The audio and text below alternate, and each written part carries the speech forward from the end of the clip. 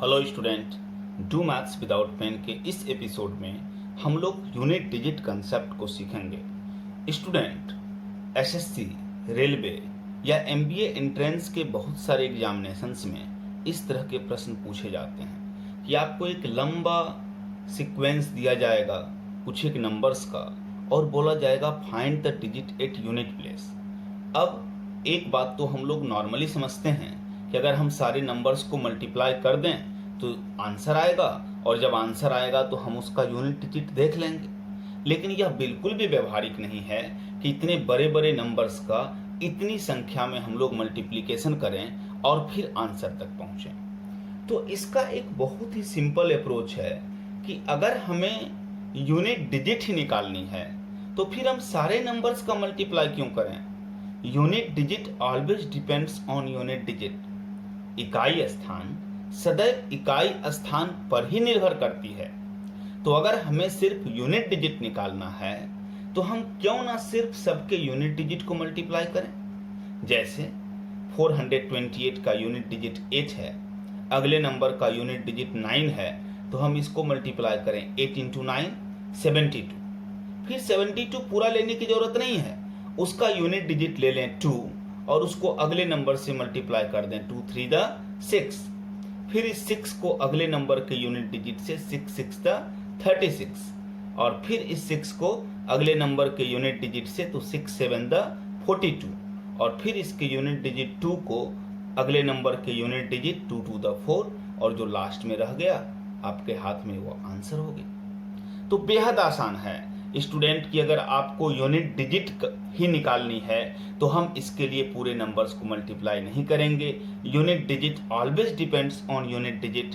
इकाई स्थान सदैव इकाई स्थान पर ही निर्भर करता है, तो हम सबके यूनिट डिजिट को मल्टीप्लाई करते चले जाएंगे। जैसे पहला का इकाई स्थान क्या है, 8 है, दूसरे का 9 है, तो 8 × 9 = 72। अब ये 72 पूरा नहीं लेंगे, इसका सिर्फ इकाई स्थान लेंगे 2, फिर अगले का इकाई स्थान तो 2 × 3 = 6, इसी तरह से 6 × 6 = 36 का, फिर 6, 6 × 7 = 42 का 2, और 2 × 2 = 4, तो ये 4 आपका आंसर हो गया। कुछ और क्वेश्चन लेते हैं। जैसे 486, 529, 635, 481, 364 एंड 248। अब जैसे स्टूडेंट इस नंबर को मल्टीप्लाई करना है, इसके यूनिट डिजिट को निकालना है, तो यूनिट डिजिट को निकालनी है तो एक बात तो हम समझ गए हैं कि पूरे नंबर्स को मल्टीप्लाई करने की जरूरत नहीं है। Unit digit always depends on unit digit. लेकिन एक यहाँ और छोटा सा कंसेप्ट आप समझिए कि अगर कभी दिए गए सीक्वेंस में कोई एक नंबर ऐसा मिल जाए कि उसका यूनिट डिजिट 5 हो। जैसे यहाँ देखिए 635 में यूनिट डिजिट क्या है, 5 है, तो फिर आप चेक करिए कि क्या इस पूरे सीक्वेंस में कोई इवन नंबर है। जैसे है ना, यहाँ फर्स्ट भी है या उसके बाद भी 1-2 नंबर इवन दिख रहा है, तो कहता है बस एक, कम से कम अगर एक नंबर है तो आंसर 0 होगा। मतलब अगर एक भी पूरे सीक्वेंस में ऐसा नंबर मिले कि जिसके यूनिट डिजिट पर 5 है, तो आप तुरंत चेक कर लो क्या इस ग्रुप में कोई इवन नंबर है, और अगर है तो आंसर 0। इवन नंबर सम संख्या, all those numbers which is completely divisible bye 2। तो अगर एक भी नंबर, एक्सप्रेशन के एक भी नंबर के यूनिट डिजिट पर 5 होगा और उसके अलावा इस एक्सप्रेशन में कोई इवन नंबर प्रेजेंट होगा, तो आपका आंसर 0 हो जाएगा। एक और क्वेश्चन लेते हैं। जैसे 843 × 675 × 991 × 437 × 629 × 543। अब एक और बार फिर ऐसा सीक्वेंस मिला कि जिसके यूनिट डिजिट पर 5 है। जैसे ही किसी भी नंबर के यूनिट डिजिट पर 5 मिलेगा, हम चेक करेंगे क्या इस सीक्वेंस में कोई इवन नंबर प्रेजेंट है, नहीं है, नहीं है, नहीं है, नहीं है, नहीं है। यानी इस सीक्वेंस में एक यूनिट डिजिट 5 वाला नंबर तो है, लेकिन इसके अलावा कोई इवन नंबर नहीं है, सारे के सारे और नंबर्स हैं इस सीक्वेंस में। तो ऐसे केस में आंसर 5 होगा।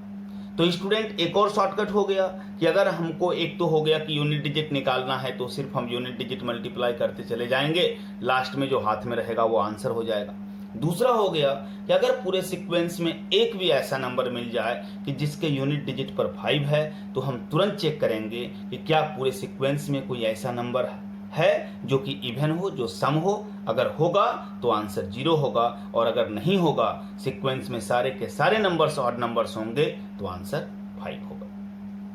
एक और क्वेश्चन देखते हैं, जैसे 669 into 784 into 327 into 540 into 738 into 508। अब स्टूडेंट अगर एक भी ऐसा नंबर मिले ना पूरे सीक्वेंस में जिसका यूनिट डिजिट 0 हो, तो आप जानते हो 0 से कुछ भी गुना करेंगे तो 0 ही होगा, तो भी आंसर हमारा 0 हो जाएगा।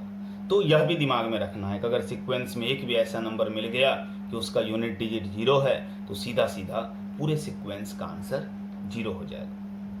तो यह तो हो गया स्टूडेंट कि अगर सिंपल क्वेश्चन है, अगर कुछ नंबर्स 5, 7 नंबर, 10 नंबर, 15 नंबर आपको दिए गए हैं और उसके वो मल्टीप्लिकेशन का सीक्वेंस है और उसमें यूनिट डिजिट पूछा जाएगा, तो आप बहुत ही आसानी से इसको बना देंगे। लेकिन मामला यही नहीं रुकता है। मामला क्या होता है प्रश्न में कि क्वेश्चन सेटर यहाँ पर एक्सपोनेंशियल नेचर का क्वेश्चन लेकर के आते हैं। वो इस तरह का क्वेश्चन लाएगा 672 का पावर 3658 इंटू 496 का पावर 21430 इंटू 528 का पावर 667 इंटू 329 का पावर 441। इस तरह का सीक्वेंस आएगा। यानी जो अभी थोड़ी देर पहले 5 नंबर, 7 नंबर, 10 नंबर का सीक्वेंस हम बना रहे थे, तो इसमें बात करूँ ये तो हजारों में बात कर रहा है। 672 इंटू 672 इंटू 672 3658 टाइम्स है। फिर उसी तरह से 496 इंटू 496 21,430 टाइम्स है। तो ये पॉसिबल नहीं है कि हम सबका यूनिट डिजिट इस तरह से कैलकुलेट करते जाएं। तो अब प्रश्न उठता है कि इस तरह के प्रश्न को हम कैसे डील करेंगे, इस तरह के प्रश्न को कैसे बनाएंगे। तो स्टूडेंट, इसको समझने के लिए हम लोग एक यूनिट डिजिट के ट्रेंड को समझने की कोशिश करते हैं। स्टूडेंट, दुनिया में कोई भी नंबर हो, उसके यूनिट डिजिट पर क्या होगा, तो डिजिट तो हमारे पास टोटल 10 ही होते हैं, तो उसी 10 डिजिट में से कुछ होगा ना। जैसे इन 10 डिजिट का ऑब्जर्वेशन करो कि बढ़ते हुए एक्सपोनेंट के साथ, डिफरेंट एक्सपोनेंट के साथ ये अपने यूनिट डिजिट को किस प्रकार मेंटेन करते हैं। जैसे आप इस सीक्वेंस पर गौर करो, यह जो चार्ट इस पेज पर पहले से मैंने लिखा हुआ है, इसमें हमने क्या किया है कि 1 से लेकर के 9 तक सारे ही नंबर्स के यूनिट डिजिट को चेक करने की कोशिश की है। या आप थोड़ा सा और इसको एक्सपेंड कर लो कि हम इसमें आपको 0 भी चेक करा देते हैं। 0 पर तो कोई भी पावर होगा तो 0 ही होगा। 0 का पावर 1 0, 0 का पावर 2 0, 0 का पावर 3 0, 0 का पावर 4 0, कोई भी पावर ले लो 0 का, तो वो क्या हो जाएगा, 0 ही रहेगा। तो चलो 10 डिजिट हो गया, 1 से 9 तक हमने पहले लिख रखा था, एक 0 को भी शामिल कर लिया।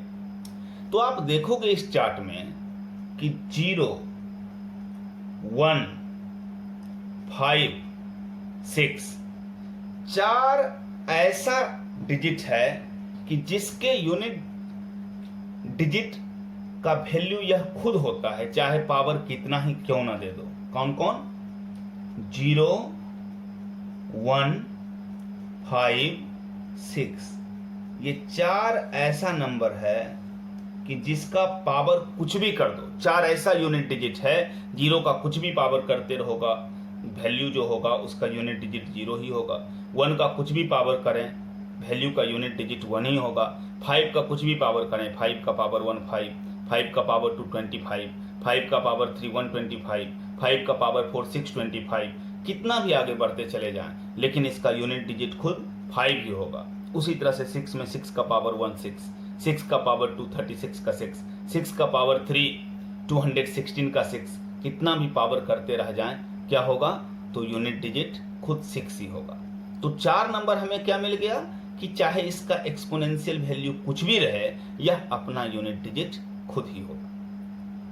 फिर आगे थोड़ा सा टेंट समझिए, जैसे अब 2 का चेक करते हैं। देखो 2486 2486 2486 2486, क्या हो रहा है कि एक्सपोनेंशियल वैल्यू को जब हम बढ़ाते जा रहे हैं, नेचुरल नंबर्स के रूप में लगातार लेते जा रहे हैं, तो जो वैल्यू आ रहा है, सॉल्यूशन आ रहा है, उसका यूनिट डिजिट में मात्र 4 डिजिट बार बार रिपीट हो रहा है, वह भी सीक्वेंस में 2486 2486 2486 2486, यानी 2 का यूनिट डिजिट एक्सपोनेंशियल वैल्यू के साथ सिर्फ 4 होता है, 2486, और यह भी ऑर्डर में रिपीट करता है। Every fifth power repeated its unit digit 2486 2486, हर पांचवा घातांक अपने इकाई स्थान को दोहरा देता है, 2486 2486 2486।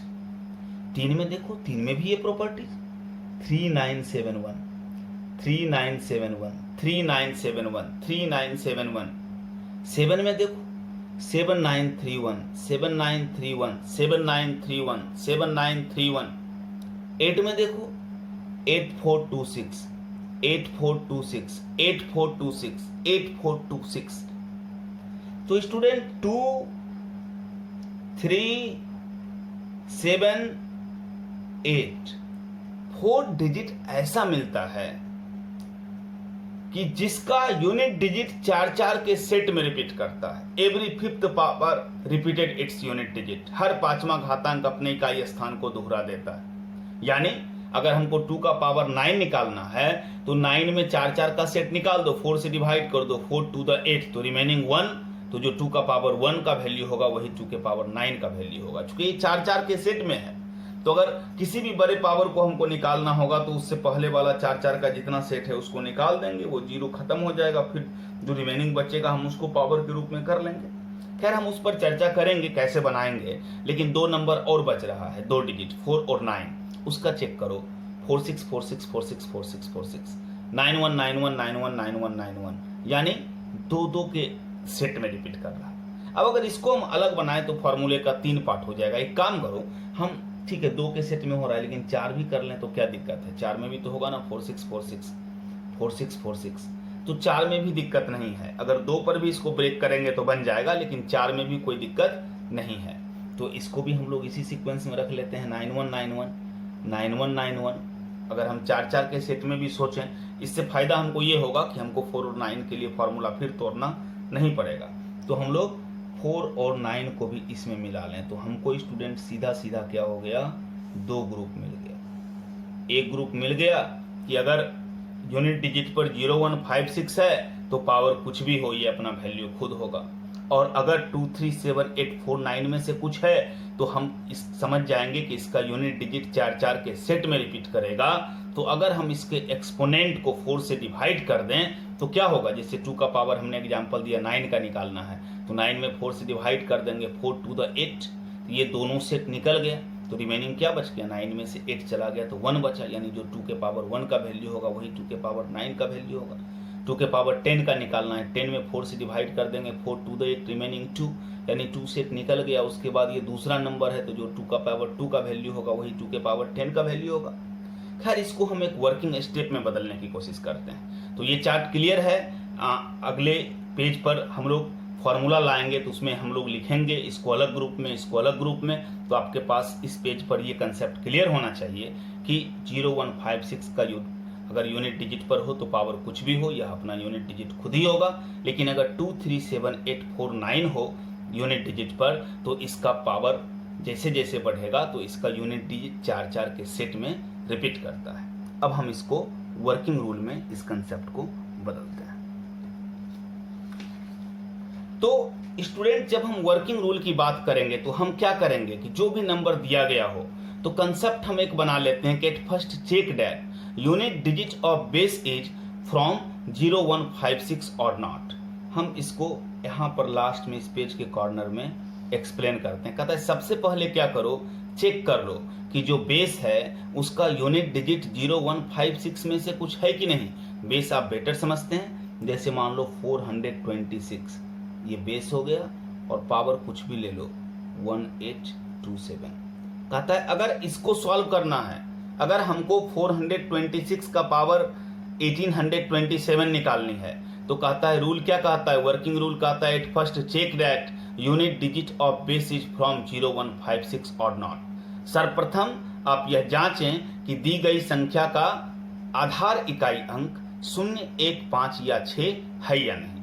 तो बेस क्या हो गया, बेस 426 है और इसके यूनिट डिजिट पर क्या 0156 में से कुछ है, तो है। तो रूल कहता है if yes then that digit is your answer, अगर है तो फिर वही डिजिट आपका आंसर होगा। तो क्या कंसेप्ट कहता है, तो कंसेप्ट सीधा है कि अगर यूनिट डिजिट 0156 में से कुछ हो तो पावर जो रहेगा, कुछ भी रहे पावर से कोई लेना देना नहीं है, 0156 में से जो डिजिट यूनिट डिजिट पर रहेगा वही आंसर क्या यूनिट डिजिट भी होगा। जैसे मान लो 8321 का पावर ले लो 338। हम क्या करेंगे, हम चेक करेंगे क्या यूनिट डिजिट के इकाई स्थान पर 0156 में से कुछ है, तो है ना 1 है। तो कहता है क्या करेंगे, आंसर के भी यूनिट डिजिट पर 1 ही होगा।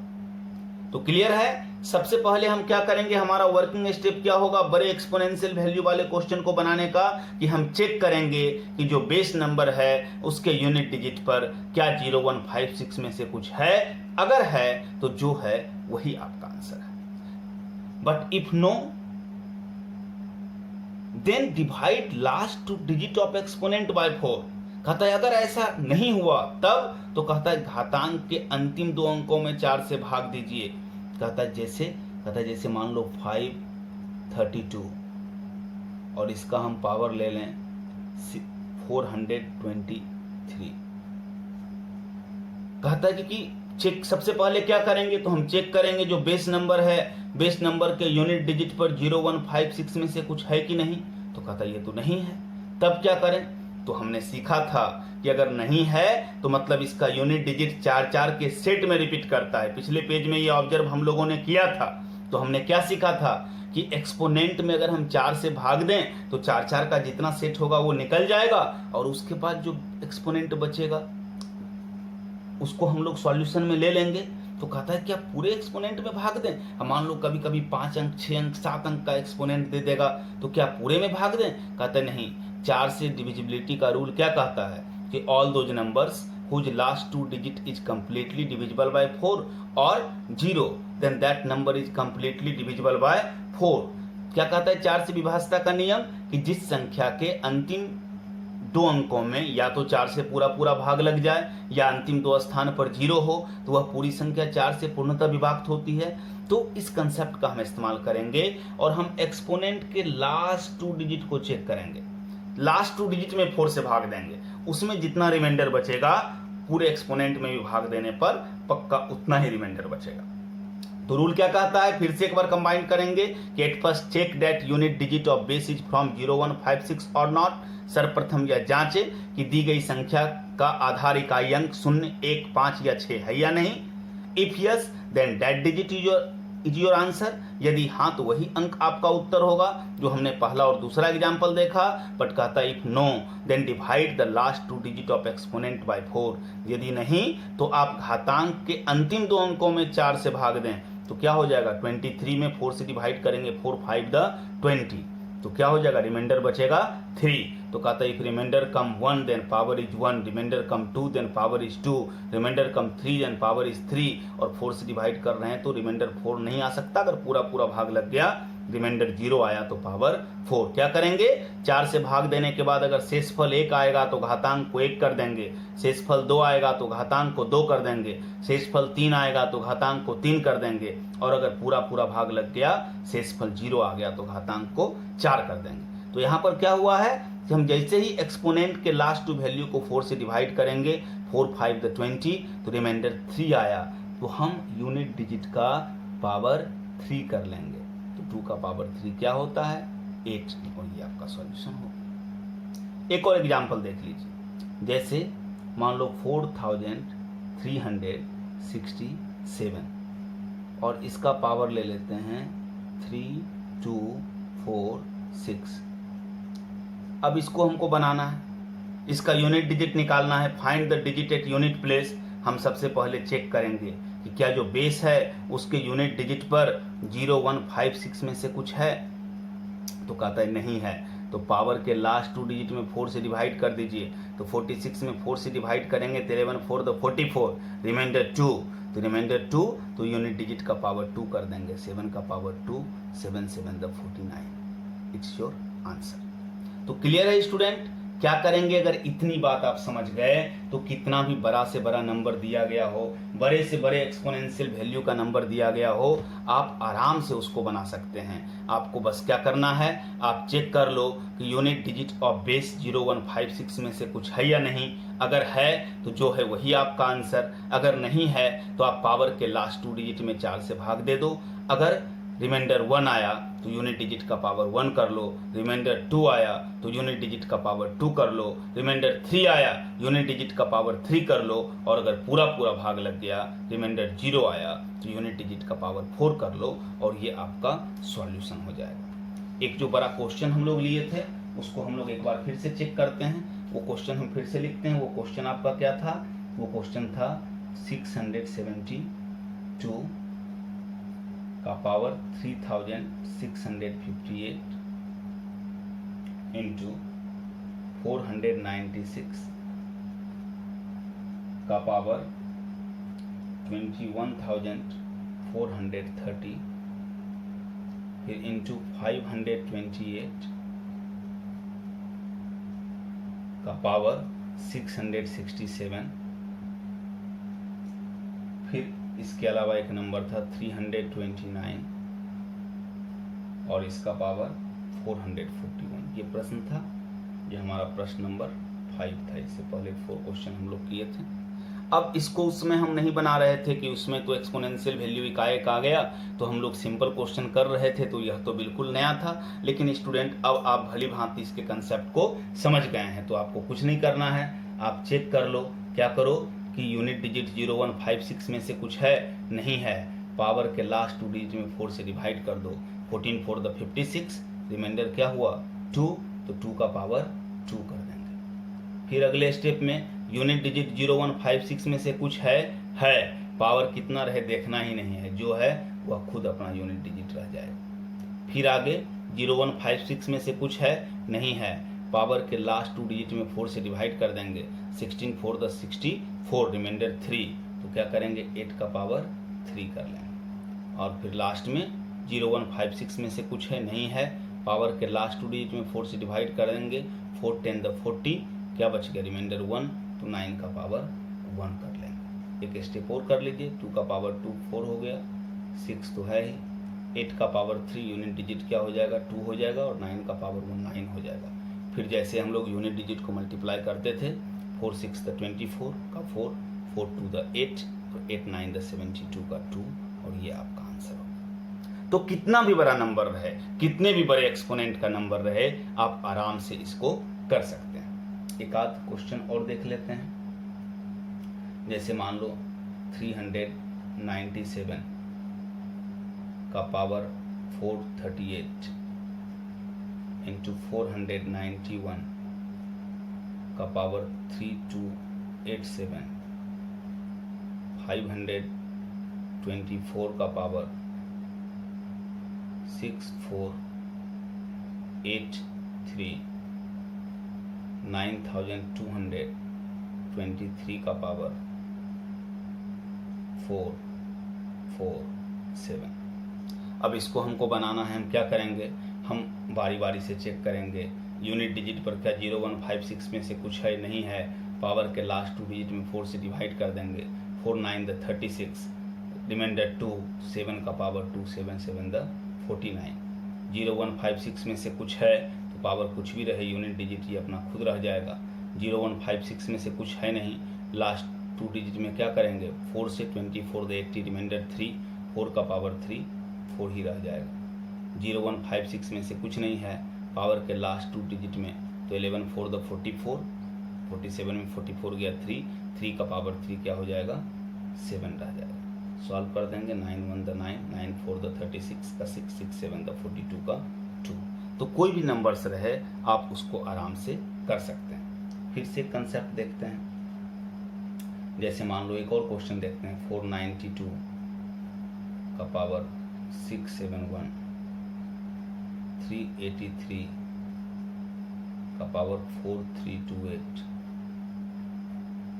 526 का पावर 378, 475 का पावर 3921 और 367 का पावर 2364। अब ये क्वेश्चन है, तो हम स्टूडेंट यूनिट डिजिट वाइज तो सबको चेक करके बना सकते थे, लेकिन एक बार हम फिर से ये रिवीजन के तौर पर ले लिए कि स्टार्टिंग में हम आपको एक ऐसा सीक्वेंस दिए थे कि एक भी ऐसा अगर नंबर मिले सीक्वेंस में कि जिसके यूनिट डिजिट पर 5 हो तो तुरंत आप चेक करिए क्या इस ग्रुप में कोई इवन नंबर है, पहला नंबर भी इवन है और तीसरा नंबर का भी जो बेस है वो इवन है। तो कहता है आंसर क्या था, देन योर आंसर इज 0। हमने सीखा था कि अगर पूरे सीक्वेंस में, यह एक्सपोनेंशियल वैल्यू के साथ भी लागू होगा, अगर पूरे सीक्वेंस में एक भी ऐसा नंबर मिल जाए जिसका यूनिट डिजिट 5 है तो आप तुरंत चेक करो कि क्या इस सीक्वेंस में कोई इवन नंबर है। अगर रहेगा तो आंसर सदैव 0 होगा और ना रहेगा तो ऐसी परिस्थिति में आंसर सदैव 5 रहेगा। इसके अलावा इसमें एक और वैरायटी हो जाता है कि कभी कभी आपको एक्सपोनेंशियल वैल्यू में फैक्टोरियल वैल्यू डाल दिया जाता है। जैसे मान लो आपको दे देगा 367 का पावर, मान लो फैक्टोरियल 3। फिर एक 2-3 क्वेश्चन लेते हैं, एक बार एक्सप्लेन कर लेंगे। 483 का पावर फैक्टोरियल 43। फिर एक ले लेते हैं 438 का पावर फैक्टोरियल 2। अब देखो स्टूडेंट, जब कभी भी फैक्टोरियल वैल्यू का क्वेश्चन हो, फैक्टोरियल वैल्यू क्या होता है, जैसे अगर हम फैक्टोरियल 3 लिख दिए तो इसका मतलब क्या हो गया, इसका मतलब हो गया 3 × 2 × 1। किसी भी नंबर का फैक्टोरियल वैल्यू मतलब उसको डिक्रीजिंग ऑर्डर में स्वयं से लेकर के 1 तक आप मल्टीप्लाई करिए। तो देखो 3 ही केस यहाँ पर बनेगा। फैक्टोरियल 3 का वैल्यू सॉल्व कर दो तो 6 हुआ, 4 से डिवाइड कर दोगे तो रिमाइंडर क्या हो जाएगा 2। इसी तरह से फैक्टोरियल 2 का वैल्यू भी क्या रहेगा 2 ही रहेगा, तो 4 से भाग लगेगा ही नहीं तो इसका भी रिमाइंडर 2 ही रह गया। तो एक केस बचा कि कभी भी अगर फैक्टोरियल वैल्यू के रूप में पावर रहे तो पावर फैक्टोरियल 3 रहे या पावर फैक्टोरियल 2 रहे तो आप क्या करो, सीधा बिना सोचे समझे यूनिट डिजिट का पावर क्या कर लो 2 कर लो। तो 7 का पावर 2 9 हो जाएगा, यहाँ भी 8 का पावर 2 तो 8 8 64 का 4 हो जाएगा। लेकिन अगर फैक्टोरियल 3 से बड़ा कुछ भी है, सपोज करो फैक्टोरियल 4 ही हो गया, तो इसका वैल्यू क्या हुआ 4 3 2 1। तो अब जैसे ही इसको 4 से भाग लगाएंगे तो पूरा पूरा भाग लग जाएगा, पूरा पूरा भाग लगेगा means reminder 0, reminder 0, then your power is 4। हमने सीखा है कि अगर रिमाइंडर 0 तो पावर चार्ट में वहां पर था, रिमाइंडर 1 तो पावर 1, रिमाइंडर 2 तो पावर 2, रिमाइंडर 3 तो पावर 3 और रिमाइंडर 0 तो पावर 4, एक्सपोनेंट 4। तो हम क्या करेंगे, जैसे ही देखे फैक्टोरियल 3 से बड़ा कुछ है तो सॉल्व करने के चक्कर में नहीं पड़ना है, हम यूनिट डिजिट का पावर 4 कर दिए तो क्या हो जाएगा 3 का पावर 4, यूनिट डिजिट 1 हो गया। तो कभी कभी क्वेश्चन में घुमाता है कि बड़ा नंबर देगा, बड़ा सीक्वेंस देगा, अब इसी में से किसी का एक्सपोनेंशियल वैल्यू फैक्टोरियल में दे देता, तो बस आपको उसको वहाँ पर 3 वैरायटी देखना है कि फैक्टोरियल 2 है, फैक्टोरियल 3 है, तो हम बस पावर को 2 कर देंगे, और फैक्टोरियल 3 से बड़ा कुछ भी है, मान लो कुछ भी फैक्टोरियल x है and x is greater than 3, तो सीधा क्या होगा इस केस में मतलब आपको एक्सपोनेंट को क्या करना है, एक्सपोनेंट को इसका मतलब हो गया कि रिमाइंडर 0 हो जाएगा और आप एक्सपोनेंट को सीधा 4 कर दीजिए और ये आपका आंसर होगा। तो स्टूडेंट उम्मीद है इस तरह से क्या करेंगे, यूनिट डिजिट कंसेप्ट का अगर कोई भी क्वेश्चन होगा तो आप उसको बहुत ही आसानी से निकाल सकते हैं। तो ये बहुत ही इंपॉर्टेंट चैप्टर्स है, MBA एंट्रेंस के कैट सीमैट जैसे एग्जामिनेशंस के लिए, इसके अलावा जो आप क्लैट देते हैं, निफ्ट देते हैं, इन सारे एग्जामिनेशंस के लिए इम्पोर्टेंट है, साथ ही साथ SSC और रेलवे के बच्चों के लिए भी। तो उम्मीद है कि आप सबों को यूनिट डिजिट कंसेप्ट समझ में आई होगी। Thank you.